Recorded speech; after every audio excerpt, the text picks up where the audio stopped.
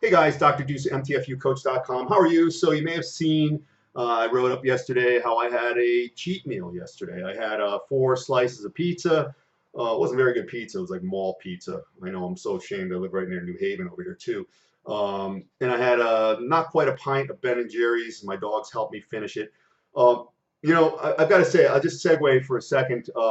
And I do want to tell you why you're eating, the way you're eating is likely to be killing your progress towards whatever the goal is that you may have chosen for yourself. Back in the 1980s, much like today, we would bulk up as bodybuilders in the off season. I would always compete in the 180s. As if I were to compete today, it would be the same thing because my body hasn't fundamentally changed very much as far as what it can carry.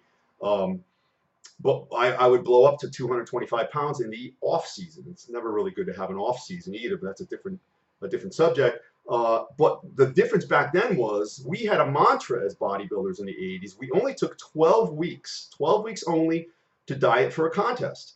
So I had to lose 40 pounds. Now, you lose that 40 pounds, and despite what you may think, there's not a lot net gain left. Maybe I would gain a pound of muscle.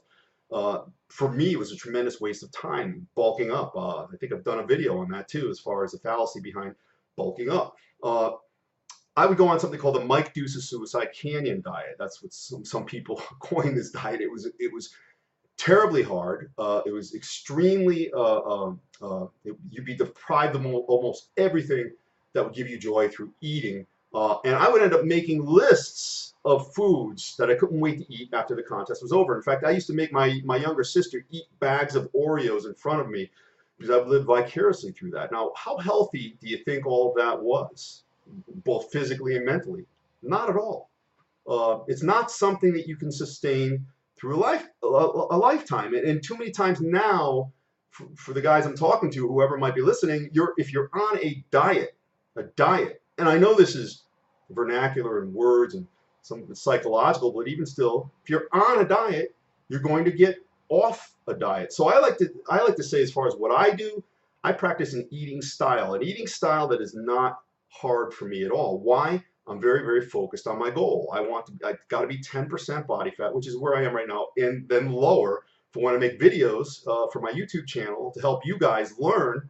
We all learn together, of course. I'm not a big guy, so I've got to be really, really lean, and I've got to be able to show the muscle topography and the separations between the muscle groups and the vascularity and all that stuff. So I've got to be like 7-8%. And I enjoy, in fact, when I'm in that type of shape, I'm at my best. I feel my best. My mental acuity is at its best. I have my best relationships. I make the most money. I'm happiest. 90% of problems that ordinarily bother me don't. So that's a great goal. I know what I get when I get there. So again, my eating style is relatively easy for me because I know it's going to deliver me to my goal. My goal is very clear and focused. I didn't always have that. And many of you, I'm betting, don't have that. Now, some people think I'm against, if it fits your macros, intermittent fasting, paleo, Atkins, low carb. I don't care what you do. As long as it satisfies a couple of things, it's not unhealthy for you. And it allows you to do it in a sustained fashion. In other words, forever.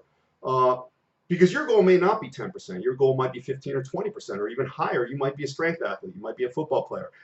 You might be a power lifter.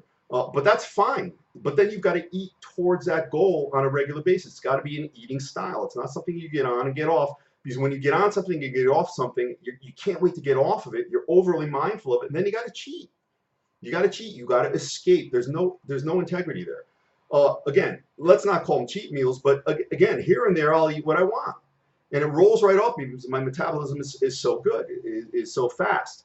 So if you do these things and you practice these things and you know exactly what your goal is, you're going to be able to maintain whatever it is that you do, and you won't need the cheat meals, or you at least won't call them that. It's just going to be things that you eat along the way, and you're going to continue because, believe me, what you really want to do, if you're goal-oriented and you're focused on a certain goal, is you want to work towards that goal, achieve that goal, exceed that goal, stay at that goal for a while, exceed it, and then keep getting better until you die.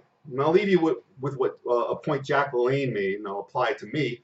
He could have been talking about me. He says, you know, Michael at 55, which is my age now, can no longer do 100 push-ups like he could when he was in his 20s because he stopped.